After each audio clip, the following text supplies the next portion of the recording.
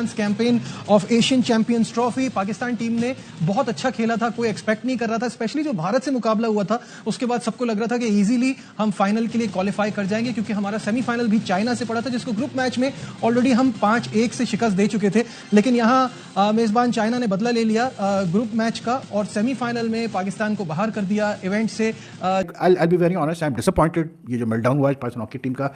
I thought कि semifinal का pressure ये बर्दाश्त नहीं कर पाई। इफ़ यू रिकॉल अभी कुछ महीने पहले अजलान शाह का भी फाइनल हारे थे। किससे हारे थे? जापान से हारे थे।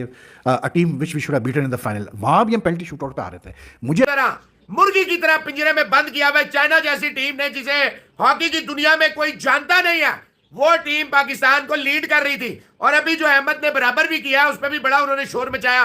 देखिए थर्ड क्वार्टर में जाके, यानी आखिरी क्वार्टर शुरू हो गया और पाकिस्तान जो 4 दफा का वर्ल्ड कप का चैंपियन है, अभी भी सबसे ज्यादा आखिरी 1994 में शहबाज अहमद की क़यादत में जीते थे।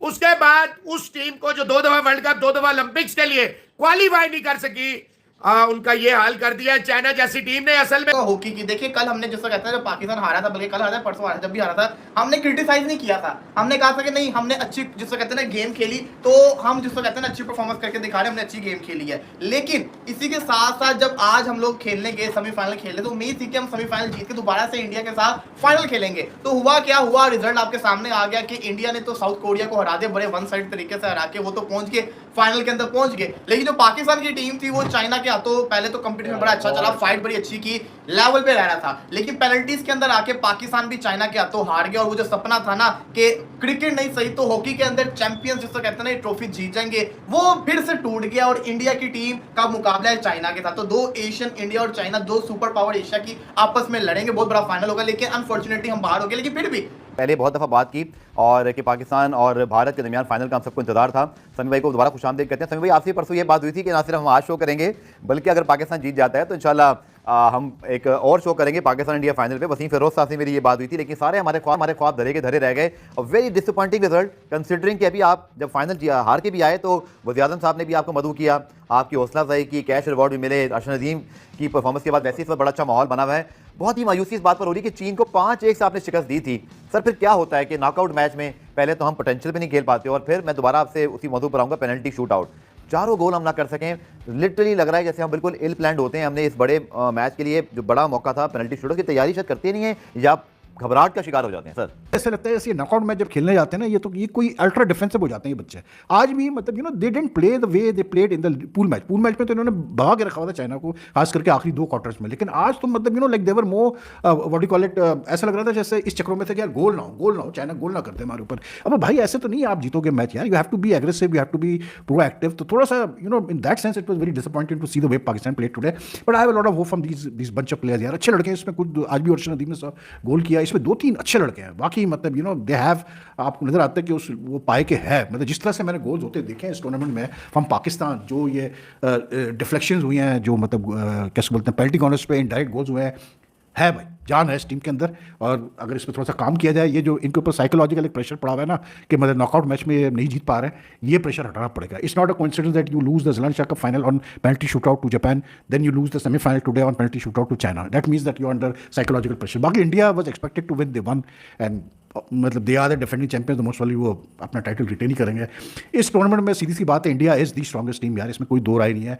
बिकॉज उनके लड़के बहुत मंजे हुए हैं सारे के सारे, उनका कप्तान ही इतना मंजा हुआ है, उसके अलावा भी इतना मंजे हुए हैं। हालांकि उन्होंने 1-2 लड़के मतलब थोड़े से ट्राई कर रहे हैं वो, लेकिन फिर भी जस्ट टू स्ट्रॉन्गेस्ट साइड। मजा आता है कि फाइनल होता है पाकिस्तान इंडिया का। Unfortunately we will never be able to see the final because Pakistan हार गया जी सेमीफाइनल। इमरान, यही आपसे मेरी बात हुई थी और हम यही बात कर रहे थे कि बड़ा पाकिस्तान टीम बेहतर खेल रही है और ये इवेंट में हमने इतनी एक्सपेक्टेशन लगाई नहीं थी। हॉकी हमने अच्छी खेली। ये हुआ क्या हमें आज के हम जिस टीम को 5-1 से शिकस्त दे चुके थे ग्रुप में, उसके खिलाफ बिल्कुल हेल्पलेस नजर आए और एंड में फिर पेनल्टी शूटआउट वाला सीन तो हम सबको पता ही है। क्या कहेंगे?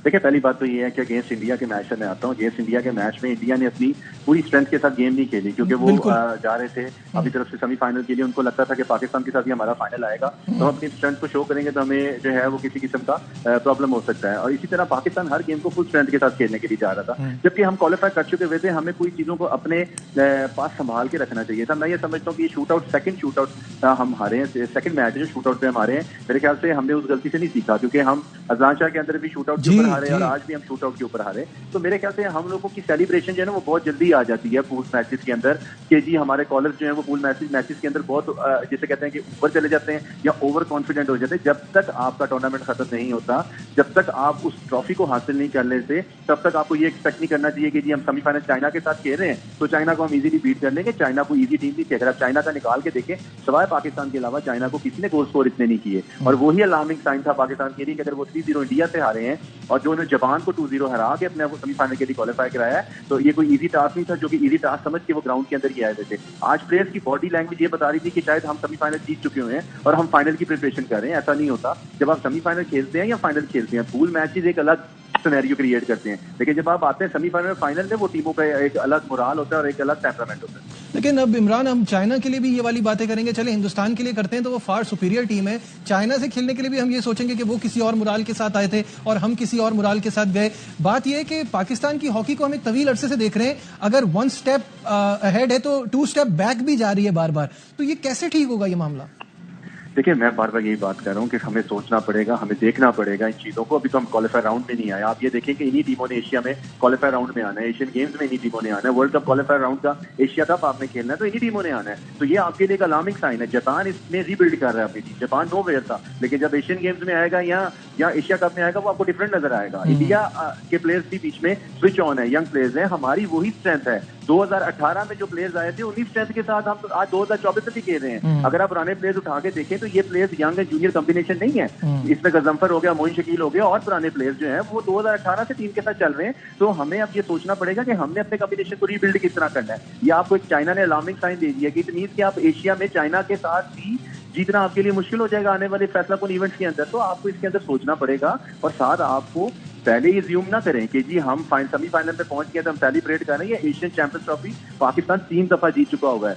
लास्ट 2018 के बाद से पाकिस्तान इवन फाइनल में भी नहीं आया। तो मेरे ख्याल से हमें ये सोचना है कि हमने हॉकी को किस तरह बेहतर करना है और उसकी बेहतरी के लिए आपको डोमेस्टिक स्ट्रक्चर बनाना पड़ेगा। आपको अपने गोलकीपर्स के ऊपर काम करना पड़ेगा।